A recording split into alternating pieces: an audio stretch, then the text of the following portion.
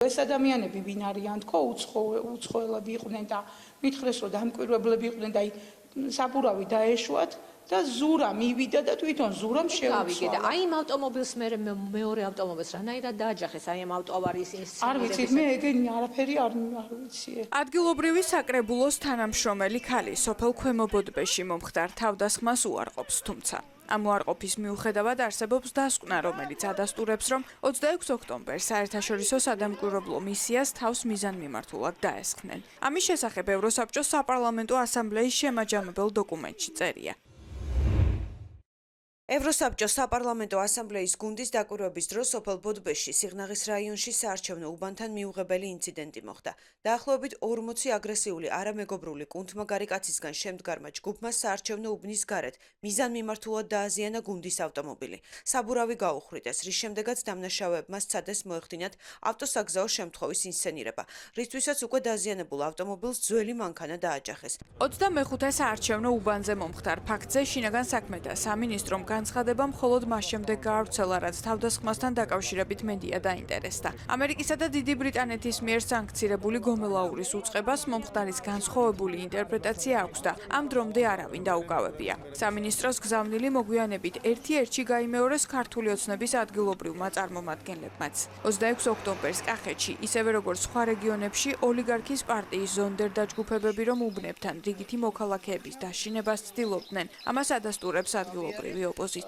განსხვავებული აზრის მქონე ადამიანი, როცა მიდიოდა განსაკუთრებით თუ კამერა ჩართული ქონდა ან ტელეფონი ჩართული ქონდა, იყვნენ ძალიან აგრესიულები. როგორც მამაკაცები, ასევე ქალბატონებიც, რომლებიც გარეთ იდგნენ.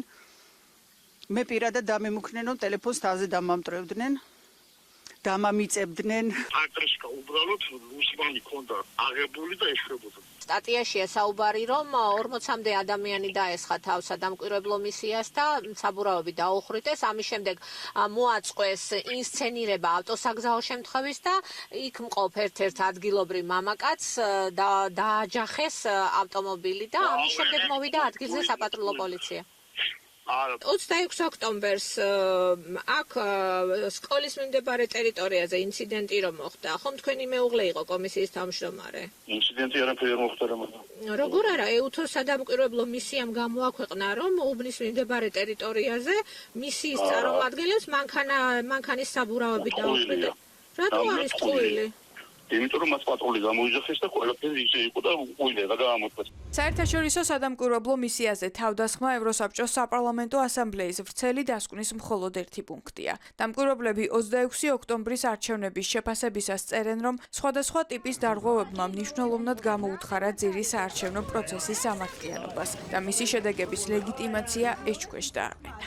საარჩევნო პროცესის სამართლიანობა და მისი შედეგების ლეგიტიმურობა ეჭქვეშ დააყენა ისეთმა საკითხებმა, როგორიცაა კენჭისყრის ფარულობის დარღვევა, რაც დაფიქსირდა საერთაშორისო სადამკვირვებლო მისიის მიერ შემოწმებული საარჩევნო უბნების თითქმის მეოთხედში. სახელმწიფო ინსტიტუტების პოლიტიზირება, ადმინისტრაციული რესურსის გამოყენება მმართველი პარტიის სასარგებლოდ, ფართოდ გავრცელებული დაშინება და ზეწოლა აქტივისტებსა და ამომრჩევლებზე. დიდი ძმაგი თვალთვალებს ატმოსფეროს საარჩევნო უბნებზე, რაც გამოიხატა მმართველი პარტიის მიერ კამერების დამონტაჟებაში, ასევე დემოკრატიული უკანდახევა ბოლოდროინდელი კანონმდებლობებით.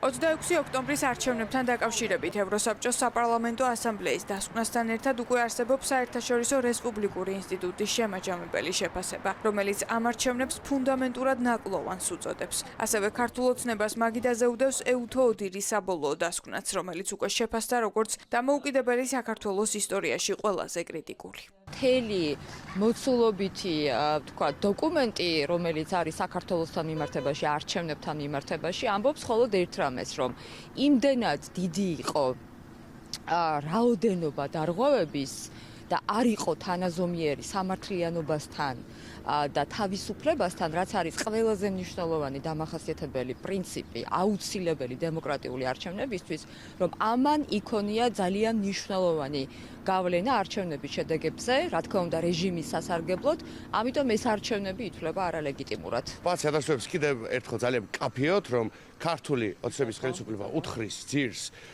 დემოკრატიას, უთხრის ძირს ფუნდამენტურ უფლებებს და რა თქმა უნდა აკეთებს ყველაფერს იმისთვის, რომ საქართველოს ჩამოშორდეს ევროატლანტიკურ გეზს.